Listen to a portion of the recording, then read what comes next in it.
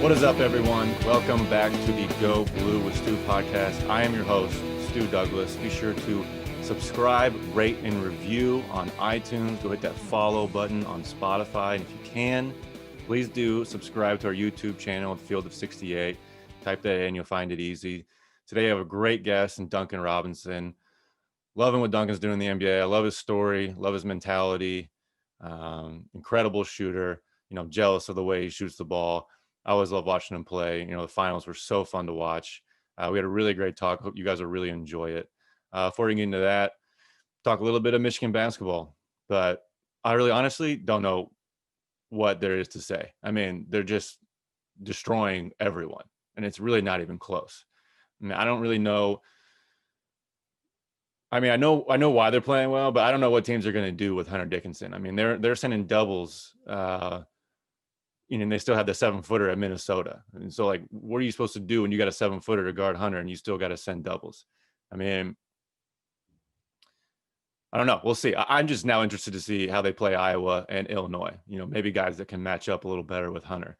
But again, it really doesn't seem to matter. I think this team is coming together in such a short amount of time. Like, I expressed a little bit of concern. I think was it last episode with Brandon, or maybe even the one before that. It was like, well, they haven't had enough games now.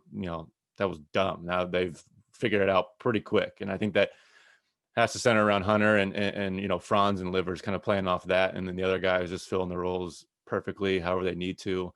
I mean, last against Minnesota, Sean D, I think, had 5. Eli had 2, and it still doesn't even matter. Like, those guys can show up and have 15 apiece next game and be the reason that Michigan wins. I mean, it's getting ridiculous at this point, and it's going to enjoy watching it because the evaluation is, I don't know. I guess it's always harder, or it's easier to criticize, but it's pretty much right there, right in front of you, why they've been so successful.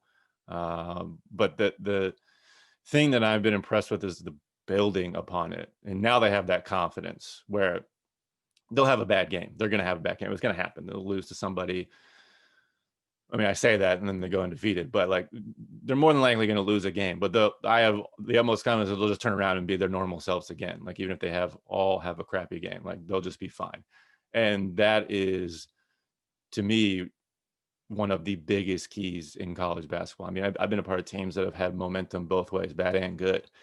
And once you break that bad momentum, you have a really great run. And sometimes if you break that good momentum, you start ending up playing like crap. And I've experienced both. And this team doesn't seem like whenever their good momentum is broken for one game, they seem like they'll just bounce right back. And I think that's a testament to those guys and buying in, and Juwan, just top to bottom, coaching staff to the players. That's a testament to all of them. So it's been really fun to watch. I'm really excited to keep watching them Big Ten play. I mean, Big Ten is it's a crapshoot. I mean, I don't understand really what's going on. I feel like everything's flipped. It was like, I was talking in one episode about the back end of Michigan's schedule being full of ranked teams, and then Michigan State kept losing. Northwestern got ranked. Minnesota got ranked. I think Ohio State maybe just dropped out of the top 25. I'm not really quite sure of that, but they probably will. So they figured out early against really good teams. So it's really encouraging. But yeah, we got a great episode with Duncan. Really great interview. Hope you guys enjoy it. Make sure you subscribe, rate, and review on all the platforms that you got. And enjoy the interview. Thanks, guys. Duncan, what's up, man? Appreciate you coming on. Yeah, for sure. Appreciate you having me, man. Yeah. So this is obviously a Michigan basketball podcast, and you told me you've watched a little bit and followed a little bit. What are your quick thoughts on Michigan basketball with the 10-0 start? Obviously, yeah, like you said, off to a great start.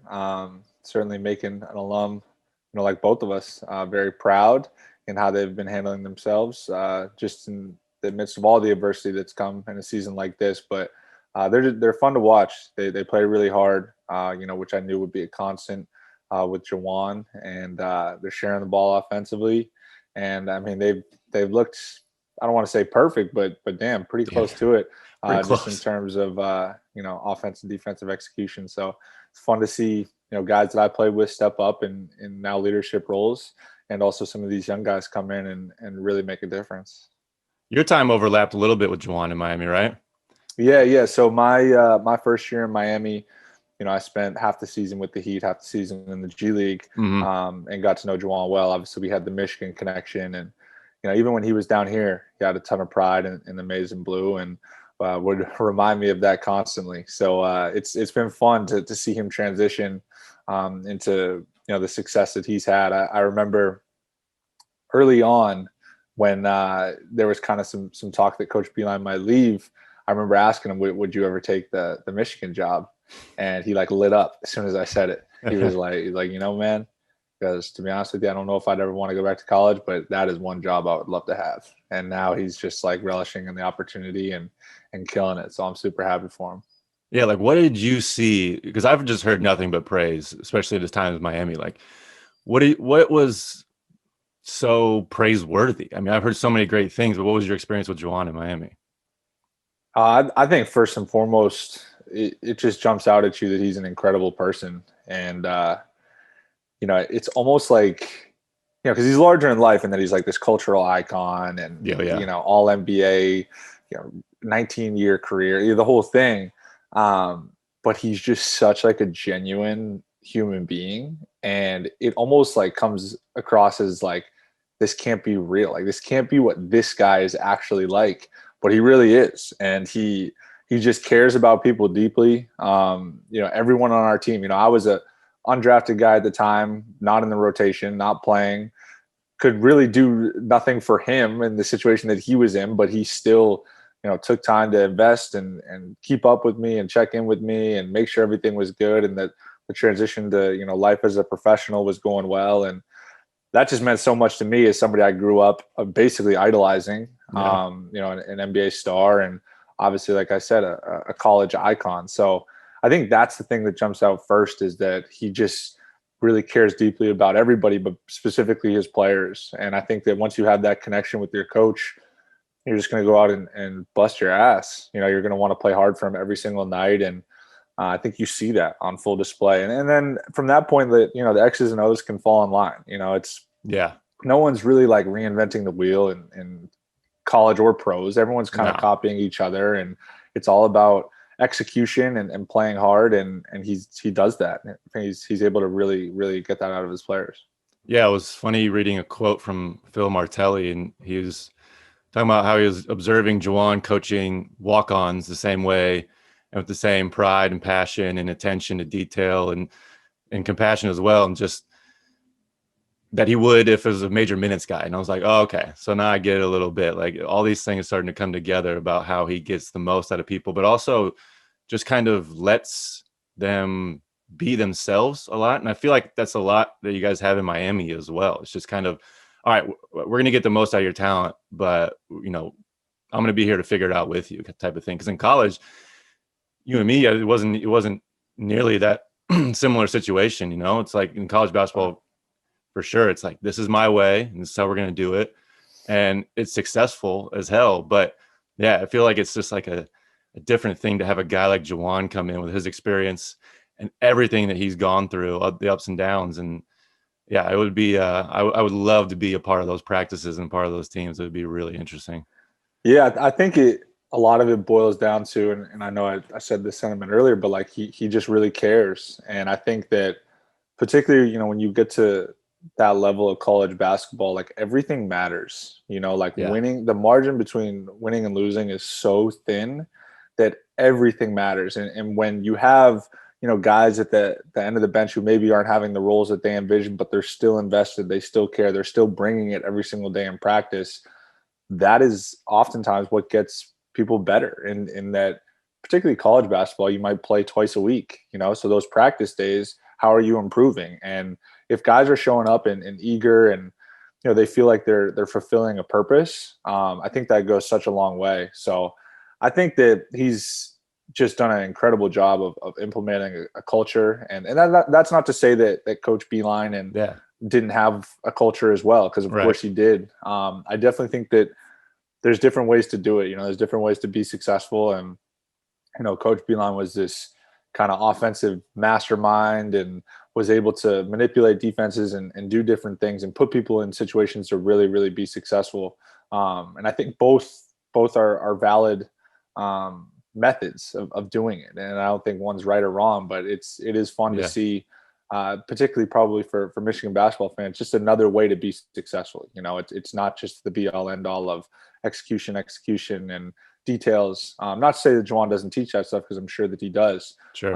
And once again, this is not a slight on Coach Beeline, because I love playing with No, Coach yeah. Beeline. But it is different for sure. No, I mean, it's one of my favorite things in sports is to see how people do different things to get to the same success. And Beeline, I mean, I've learned so much. This is not slight on Beeline at all. But, those things are demanding. But yeah, it's just fun to watch people do it different ways and kind of observe that and take that in. And I asked Stauskas this when he came on. I wanted to ask you about it because Beeline's pregame prep, every game prep is like mythical to me still to this day. Yeah. So I wanted to ask you like what the experience is prepping. I know NBA games, you got them back to back. So you can't quite prep for every single game, but what's the difference there between Michigan and Miami? Um, Coach Beeline, you said it. I don't think I'll ever play for another coach who just turned over every potential stone and brought like nothing was ever not going to be covered. Yeah, Which I think made us as a team, it gave us a certain level of confidence because we felt we were truly prepared. Um, that requires a certain level of discipline, a certain level of focus. And I think the thing with Coach Beeline, which made his teams really successful, is it wasn't a matter of whether or not it was going to get covered, or whether or not as a player you were going to know the game plan going into an offensive scheme, a defensive, what we were going to run. Um, you knew where we stood. You knew what we were going to do. You knew how it was going to be executed, because he would go to the lengths, any length that was required, to make sure that everybody knew. yeah, And I think that the biggest difference is that we do a lot of the same prep, not nearly to the extent, but there's just an expectation of, look, we're not going to hold your hand through all this. We're not going to go over it 15, 20 times. If you get it, you're going to play. And if you don't, and you prove over and over again that you're not capable of picking up and grasping these concepts, you're just not going to play.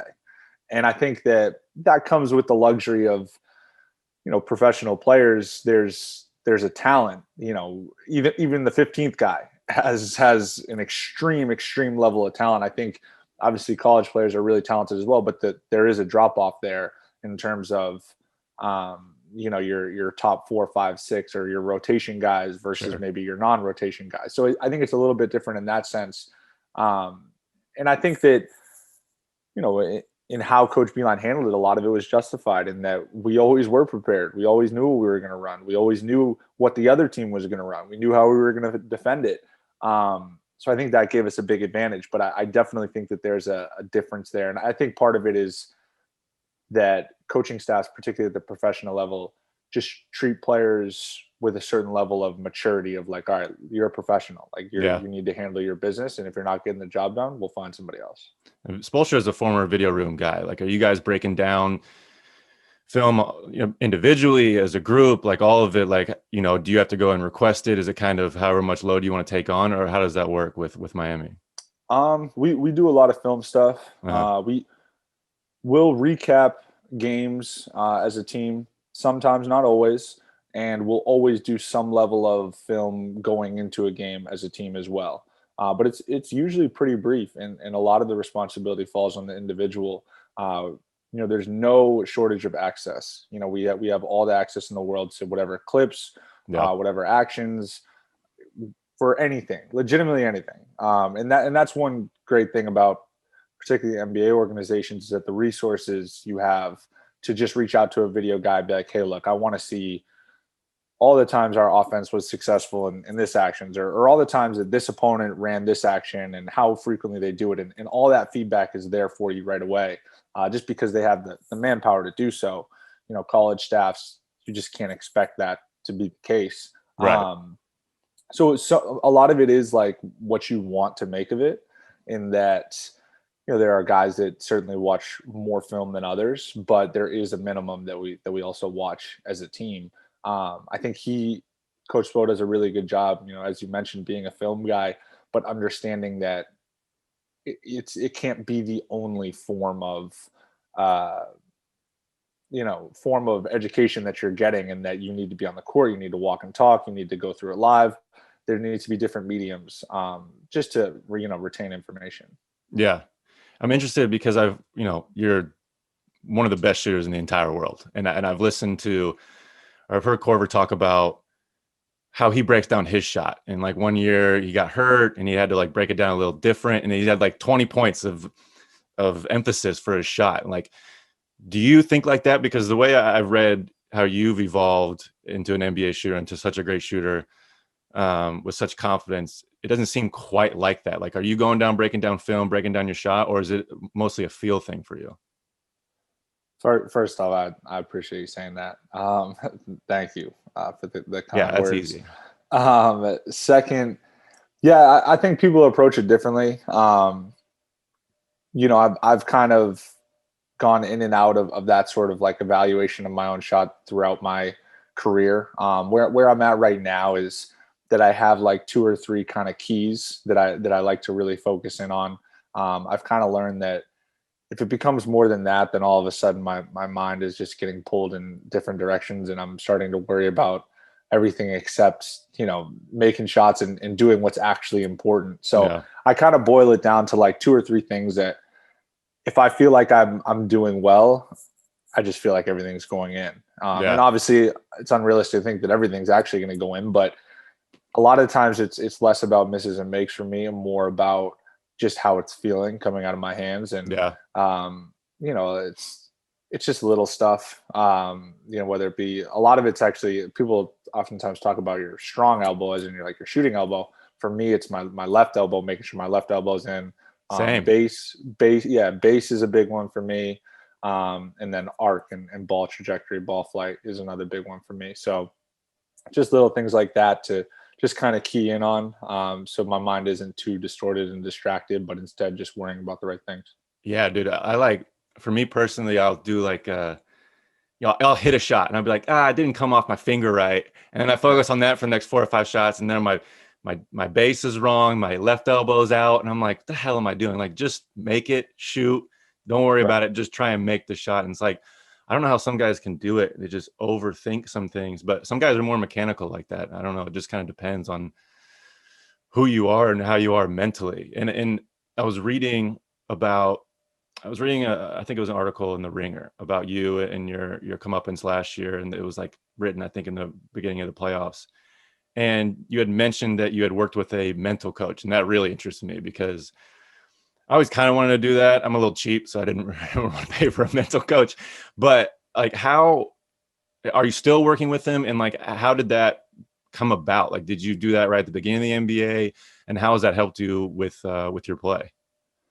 Oh, it's helped me a ton. That kind of comes back to the resources thing Yeah, about the luxury of being in because you a. guys have a guy on staff, right? Yeah, I mean, he's not technically on staff, but Okay. we brought him in for training camp my first year, and now at this point, I'm fortunate enough to call him a friend, and that it's It's less nice. like, I let's do a session. It's more of just like, let's catch up. Yeah. And he's helped me a ton, and he's been great all the way through it. And so much of it has helped me just kind of compartmentalize um, shooting. In that, as somebody, I'm like a very natural overthinker, in that I Hmm. overthink situations and I get indecisive, and I'm my own worst enemy in that sense. And he's really, really helped me, particularly when it comes to shooting. And that first year when I just felt like I needed to make every shot, and he shared something with me around, there's this idea out there when it comes to mental training about, visualize every shot going in, visualize the perfect rep.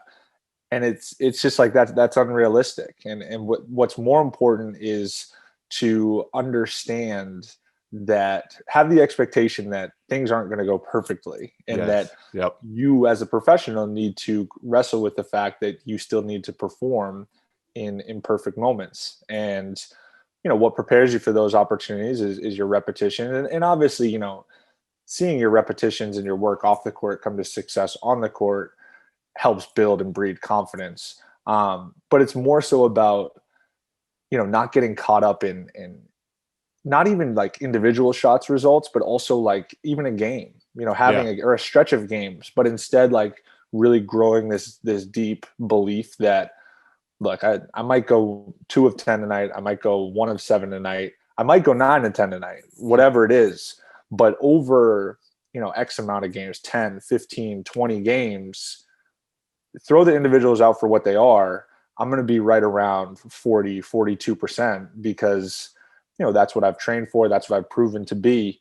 And it's more about like developing that long game confidence of like, this is what I am, this is what I do, Yep. versus this like unrealistic, unshakable confidence of like, oh, every shot's going in. Right. I just missed 6 in a row, and I have to act like I just made 6 in a row. It's like that. It doesn't work like that. Your brain doesn't work like that. But instead, to just have like the peace of mind to be able to accept it for what it is. All right, I just missed 6 in a row. That doesn't mean the seventh's going in, but that means if I just check all my boxes and do all the right things that I need to do, that it has a good chance to. So he kind of helped me just deal with the anxiety of, particularly as an undrafted player with limited opportunities, it's okay to miss shots. Yeah. It's okay to not, make everything and not feel like, or to feel like you're not performing to what you're capable of, but to just continue to push through that. Yeah. And I think a great example of that was you in the finals. Like the first game wasn't the game you wanted. I First don't even two. remember the second game. Yeah, Yeah. first And two games. yeah. So, but then you came back and it was like you're shooting within the first 2 minutes. I mean, you're not hesitating. Like that's the type of thing that makes you so great. But like those first two games, were you in your own head or was it a fluke? And then like how did you move on from that? Just that same thing you just talked about?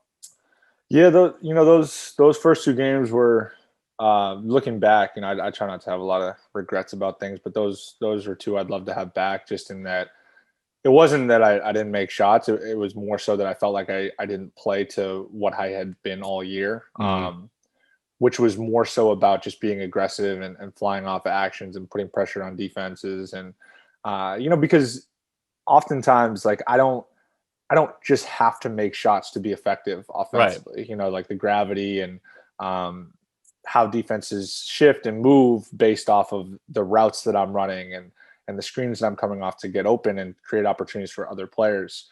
So that's what I was disappointed about most in terms of those first two games. And I felt like I started to get back to that as the series went on. It's a huge testament to really my teammates and coaches for staying on me and just encouraging me to be aggressive.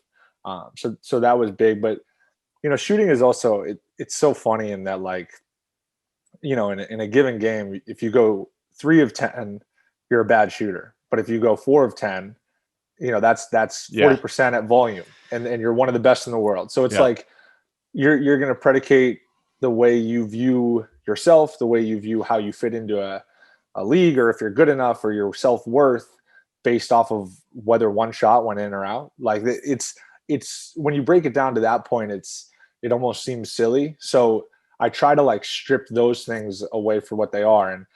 And you can say, oh yeah, don't look at your percentages. Everybody's going to look at their percentages, but Yeah. it's just important to keep your percentages in perspective of that. They're not telling the whole story, and they're not necessarily who you are in a snapshot in a given frame, but instead to take the whole thing for what it is, and not get too caught up in individual moments. And the finals is a good example of that for me. And that obviously, that's the biggest stage I've ever played on. So Yeah.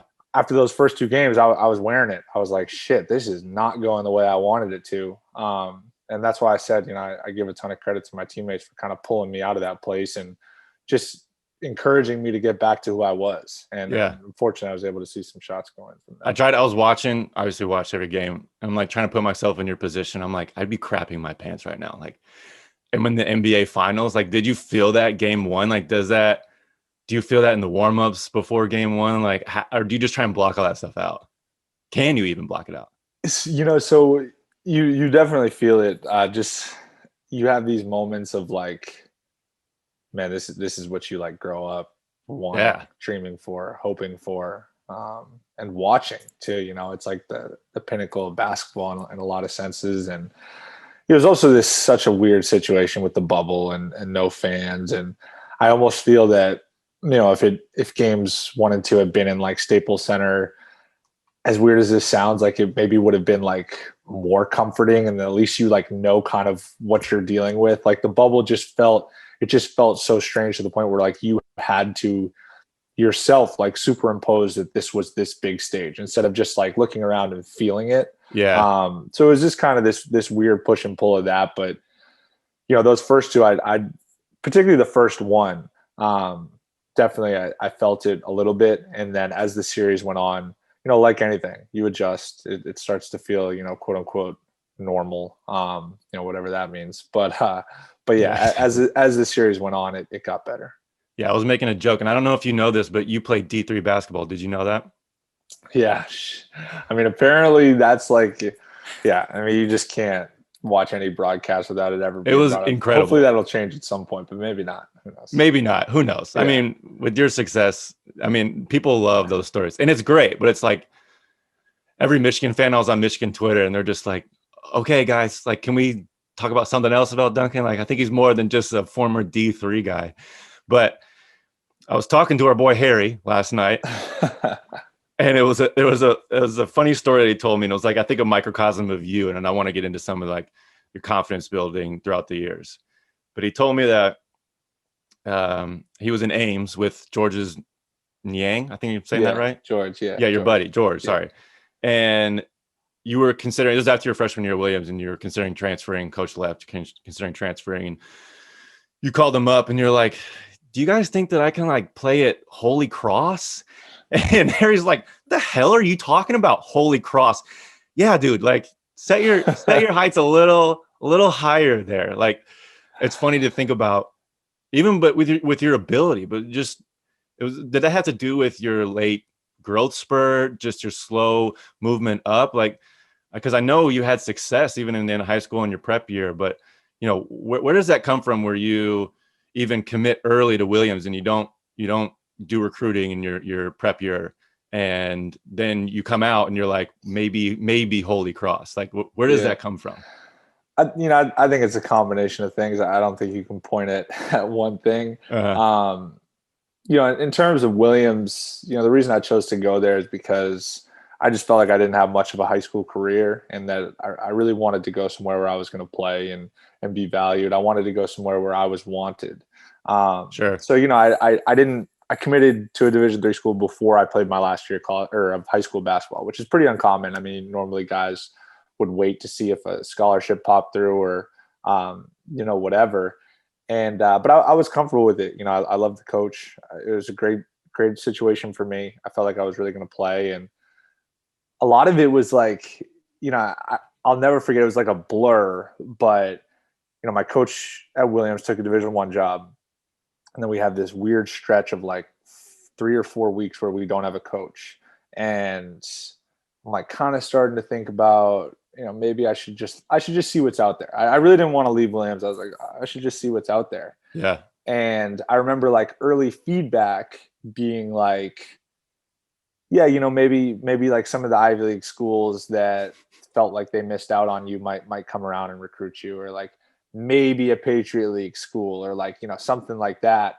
And, at that point, I'm 12 months removed from playing AAU basketball or high school basketball, and being told that you're not good enough to be like a low major Division I player, let Yeah. alone a high major. So it's like, so much. And that's part of the problem of like today's culture, particularly with like youth sports. But I really think with youth basketball, I mean, I just know, I can speak to youth basketball because I know it, because I went through it. But it's like there's this constant effort to like label kids, for what they are. And what they are is kids. Like they're high school kids. Like they're so far from what they could be. But Yeah. the recruiting process is just so twisted in that, like, once a kid gets like one Division I offer in that conference, now all the other schools want to recruit him, but nobody wants to be that first one. And it's Yep. like this constant battle of like, well, I don't want to look bad. I don't want to offer the kid that doesn't have any offers. Like I might lose my job. It's like more about protecting where you are in the role that you have than like actually trying to find the people that are going to fit your program. So, I think it's a combination of things, but that, so much of my career really as I've moved forward has been about developing the belief that I'm like good enough. And that's why I feel super fortunate to have people around me like Harry, who's like, dude, what are you talking about? Holy cross. Like, dude, I want you to go to I want you to go to Duke. Like, I want you to go to Stanford. I want you to go to Michigan. Like, that's Yeah. what he was saying. Yeah. And at that point I was like incredulous. I was like, dude, no way. That is ridiculous. And then it wasn't until it started to like happen and it started to come to fruition. And then all of a sudden I'm on the phone with Coach Beeline and I'm taking a visit to Michigan. And it's just like, just unraveled from there to the point where like, I remember, 5 weeks removed from when my coach left, I'm committed to be a Michigan Wolverine and it's like a blur. And then 2 weeks after that, I'm on campus and I'm like, holy shit, this just escalated real quick. Yeah. And then It's with scary. that comes like the like trials and tribulations of being like, holy shit, did I just rush into something that I'm not prepared to do? And that's when you just kind of accept that you made the decision and just keep pushing. But like I said, I'm fortunate enough to have people in my corner that see something in me that maybe I don't see at a given moment. Yeah. The Michigan fans listening, they know about the Beeline, how many threes you can hit in 5 minutes drill. And I think you came on campus. I don't know if you broke Stauska's record right away, but I mean, you got in the 70s. And if like I got mid 60s, I was feeling really good, but I could never do that. But like, was there a time, was like that drill where you're breaking records, or like, was there a moment where you're like, okay, I belong here at Michigan? Because you had that whole year where you had to sit out. I mean, that's got to be grueling as hell. And like, then you're questioning like, well, I'm not playing. Like, what am I doing here? Like, did you feel like you belonged, or was there like even some doubts for that first year? Yeah, that year was definitely challenging. I remember being very clear when I committed that I was going into that year with the mindset of, look, I have the best resources in the world now. I have people that are investing in me. Like, let's just see how far we can push this. Let's see how good I can get in a year. And I think having that really helped. Like, there wasn't this like constant need and want to like be on the floor. It was more so about like, no, like, let me get prepared to play the following year and let me check all the boxes and do all the things that I need to do to position myself to help this team win. I think that helped a lot. With that being said, there were a lot of ups and downs, probably more downs than ups, in that, you might have success in practice, but it's always just going to be practice. Yeah. And the other side of it, like, you don't have the reaffirming success of games where it's like, all right, I'm capable. I can do this. There were way more moments of like, I remember like open gyms or workouts where I would like play with Karis or Derek, one-on-one, and I just felt like a traffic cone. Like, I just couldn't stay in front of them. Like, I couldn't score on them. I couldn't do anything. And I'm like, dude, there's no way I'm going to play here. But it's just always been like, keep pushing, keep showing up. And, I had moments in practice where I would make shots, and you referenced the shooting drill. Once again, though, like, that's always just going to be a drill. Like, it's not, Right. you still got to do it in games. So, Right. so much of it was like just preparing. And then the following year, when I was actually able to play and like experience success and see all the work that I knew I had put in come to fruition in terms of like materializing in minutes and shots and winning for us, meant a lot. And that's when the confidence really starts to compound and build. Yeah. And you had a really interesting career, just your trajectory at Michigan in particular. And like starting out, you averaged double figures and shooting really well. Senior year, didn't shoot quite as well as you wanted to, but I still would have killed for 37.5%, I think. But like, was there doubts during the senior year where you're like, what the hell, man? I came in my first year scoring a bunch, playing a bunch, but you guys were winning so much. Like, was that tough to deal with mentally, where you're like, it's not quite the individual thing I want, but you can't argue with the team's success? And I think that goes, like, we're always in particular, I got it as well. Like I was always applauded for like being a role player and being a part of the team. But then you're like screaming inside your head of like, well, what about me? Like, what about my dreams and like what I want? And it's a really tough spot to be in because you can't really vocalize that because then you're selfish. Yeah. And so like, was there struggles with that your senior year in particular? Oh yeah, absolutely. I think people see, for example, you look at my statistical breakdown of my 3 years that I Yeah. played, and my best statistical year was that first year, but we were the worst Right. out of my 3 years. We were still a tournament team, and did some good things, but the other 2 years we won Big Ten tournament championships and went to the Final Four. So it's like it definitely, there is this push pull, and particularly like that senior year. I felt like I had invested so much. I felt like I'd put so much into this, and like everyone has, I'm not sitting here saying I'm like some unique actor and that I'm the only person who whatever. Like everyone Yeah, has their own personal motivations. for sure. But obviously, when success happens from a team standpoint is when you're able to kind of align with everybody else and you're able to get on the same page. But the thing about sacrifice, and it's such like a sexy word that loves to be thrown around in terms of teams and that sort of thing, but everyone's cool with sacrifice until you're the one that's sacrificing. Oh yeah. It's like it's really easy for player X who's taking 15 shots a game to tell some guy, now you got to sacrifice. Like, Yeah. okay, all right, man. So that was a real challenge, and once again, I think it boils down to I'm very lucky to have people in my corner to keep me level-headed. I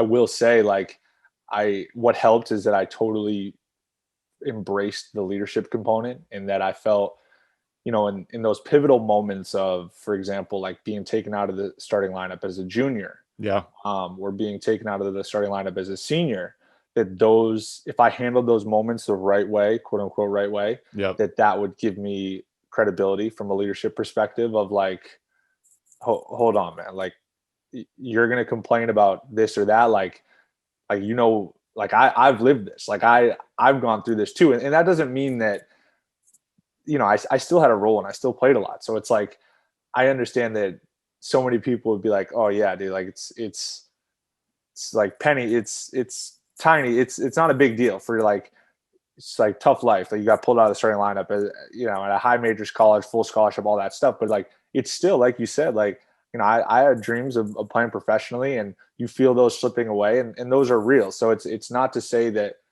I'm not trying to like belittle that, but at the same time, it's truly a challenge. And I think that the fact that I was able to, once again, have people around me that allowed me to embrace it in the right way, I think really helped us as a team. And it didn't come without little spats here and there. I mean, Coach Beeline and I, behind closed doors, talked about it, and I don't want to say got into it, but Sure. we would have forceful conversations Yeah. around things. And the competitive side of me, I wanted to be out there, and I was out there, and I still had a role, which is great. But like you said, publicly amongst the team, like you always have to handle it the right way, and do things the right way. And I think that's just like one of the many life lessons that I've really taken away, particularly from my athletic career. And that, the moment you try to expect a certain thing, or forecast how things are going to play out, basketball gods, whatever you Oh want to yeah. call it, like Laughing at you. have a way, have a way of humbling you, and putting you in your place. So It's I'm thankful now. Obviously, it's easy for me to say it from this position now, to say yeah. like, oh, I'm happy I Right. went through it. Right. But I really do feel like I'm a better person, player, and a better leader in particular because of it. Yeah, I mean, just getting those different perspectives, I think, is key, and I think it's helped you a bunch and made you very hungry and very driven. But it's funny the comparisons with coming off the bench because I had the same thing, maybe a little bit my sophomore year, definitely my junior year, and coach wanted to start Smotrich, so he wanted to start Smotrich and like get him going into the game, and I was like, it stung for a little bit, and then eventually it was like, okay, I'm still playing the end of the games. I think it's like a testament to his trust for me because he can, quote unquote, demote me but still trust me to come in and do my job. So it's like the different perspectives you have to take on some certain disappointments are just massive lessons. I just see guys all the time, particularly overseas, when guys get like really close to the NBA and then they come overseas and they suck because they can't do it. And it's like that's their first time really facing this type of adversity. And it's like, dude, this is nothing. Like you got to deal with this stuff if you want to get to where you want to go. And there's only so many guys that just come in and have immediate success. And Right. the same with you in the NBA. And I want to talk about it because I just think I'm just enamored with Spoelstra and the Heat and all that. We hear all the time about Heat culture, but it's my favorite thing in sports is to see when you can take a player and you're like, okay, well, we're going to make you the best that you can be. And they figure out you. Like they don't try and conform you to whatever they think is best. They figure out you in particular. And I was reading about Spoelstra. He did the same thing, Wayne Ellington, like punishing guys for not shooting and pump faking and like having that hesitancy. And like, that is just, I mean, how long did that take you to like really be like, is he serious? Does he really trust me? Like, because I know you had that G League year, but was it that full year? Like, how was that whole process? Well, it was certainly a process. Yeah. In that, so much of it, particularly early on, was him basically yelling at me for passing up shots, and then me being forced to kind of come to terms with the fact that even as an undrafted guy, that like that was my role. Which I know sounds weird because obviously everyone wants their role to be to just shoot every time they touch it. Yeah. And it's not as simple as that, but like that's basically what he was telling me. But for me, it was overcoming this notion of like, all right, I'm that first year, I'm in the same locker room as Dwayne Wade, who's a 3-time champ, NBA All-Star, Hall of Famer, all the above. And I'm the one who's supposed to go out there and shoot the ball every time I touch it. Like something just felt like weird and backwards about that. And a lot of, you end up, once again, because I'm a classic overthinker, like you end up thinking like, why? Like, this is weird. Like, why is this the way it is? But once again, I just give him a ton of credit for, Coach Spo being incredibly persistent and basically hardwiring it into my mind of that, look, if you want to be an NBA player, this is who you have to be.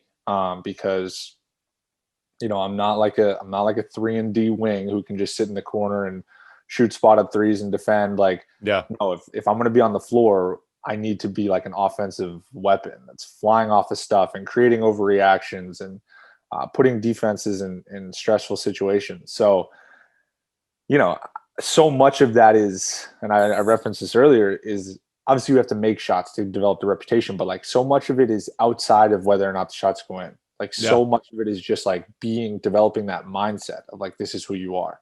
And that's what he saw from me that I didn't necessarily see. And particularly in the pre-draft process, what I heard over and over again, I've said and get drafted was, we know you can shoot, but we're worried about these other areas, blah, blah, blah. And the Heat kind of took a different approach in that it was, I mean, they were probably still worried about the other areas, full disclosure, but it was less about like, okay, yeah, the shooting box is checked, and more about, no, let's like squeeze this shooting for everything that it potentially could be. And let's like elevate your ability to shoot to not like being a good NBA 3-point shooter, but like try to be, one of 5 guys in the league that sprint off of screens and shoot the ball running away and do all these crazy things that are really, really hard to prepare for and guard. It's ridiculous, especially in the NBA. And like, I think it seems like there'd be an adjustment too, where like you get in the NBA and you're looking at D-Wade across the locker room, but like there is that room in the NBA for a lot of people to get theirs because that's what it's set up for. The court's bigger. The rules are different a little bit. It opens up the court. There's longer games, longer seasons. Like it's all these sorts of adjustments that I feel like is so hard to predict when we're like looking at guys in pre-draft and like doing all these evaluations. And so it's funny to see you. I mean, I was playing this year in Israel and this past season in Israel, and my coach, which pissed me off. I love the guy, but he's like, how is Duncan Robinson doing this in the NBA from coming from a D3? And he's like kind of like chiding us so we can't hit like a fucking shot. And I'm like, the dude's 6'7" and he's like the best shooter in the entire world. Like, he's good at basketball. Like, why can't we just say that he is good? Why do we got to do all these other evaluations about where he came from, past successes or disappointments? And so it's really fun to watch you, for real. Like, I really mean that. It's really fun to watch your growth and to see where you're headed. I mean, I just saw a graphic today, and it's, I think, since 2013-14, I can't remember who put it up. Seth Partnoy, I think, if I'm saying that correct. But it was contested 3-pointers. You have the highest percentage since 2013-2014, and then a lower percentage of uncontested threes. So it's like the testament of what exactly you're talking about, like not overthinking, just letting it ride and having that trust and knowing like that last miss is not even a miss. And so I don't know. It's just really fun to watch. I don't really have a question for you. I just kind of want to throw praise on you real quick. No, I appreciate that. Thank you for all the kind words. And I'll also say, like, you referenced the Division III thing earlier. That obviously that's a phrase that's been overused in every broadcast, and I'm sure people everywhere are sick of it. First off, I want to say that I'm appreciative that at least I'm being mentioned in a talking point of broadcast. But with that being said, Duncan, screw that, dude. You deserve all the praise that you. There's no like, hey, I'm just glad to be mentioned now. You're past that, dude. Well, that's what I was gonna say. I hope to at one point just be, regarded as just a good basketball player instead of the guy that started at Division III. In that I'm fine carrying that torch as well, because I do have a lot of pride in small college basketball, and I think it's a high level of basketball. But you're right in that. I hope at one point it just becomes, he's a good player instead of like he's the player that, insert storyline that is endearing to people, whatever. Yeah. So. Oh no, yeah, I have absolutely zero doubt about that happening. That is coming in your future real quick. But I got do a couple questions, pretty quick before we get out of here. One, Skeeps or Ricks? Skeeps guy. My man. I knew we were like in that way. Mostly just because just like I wasn't a big like Friday night guy, so Saturday night. Just Saturday night Skeeps, man. Skeeps. Yeah. And I didn't want to ruin my shoes in Rick's dirty floors. Yeah, Rick's is a dungeon, man. Okay, last one, and then we'll get out of here. What is the one thing that you learned at Michigan that you still carry with you today? Ooh, the one thing. Could be basketball, outside of basketball, anything. The one thing that I learned at Michigan, I would probably say I kind of referenced it earlier, but the importance of just really staying present and where you are, and that, the moment you try to forecast how things are going to play out. And, I remember coming off my sophomore season, the year we referenced where probably was my best statistical year, and thinking like, I'm going to make another jump this year. I'm going to continue to improve. This is going to happen. Then this and this and this. And it's just like, looking back, like I just wish I had just been more so like, let me just lock in and be here, and, whatever comes and however this plays out, let me just maximize every opportunity. Just because I feel like when you do get caught up in that type of stuff, more often than not, it just leads to disappointment and discouragement. And, so much of it is just expectations. And I think you should have high expectations of yourself, but also not expect anything, because, if there's anything I've learned throughout my career, it's that you can do all the right things and check all the right boxes, but you can't expect things to be handed, things to work out a certain type of way.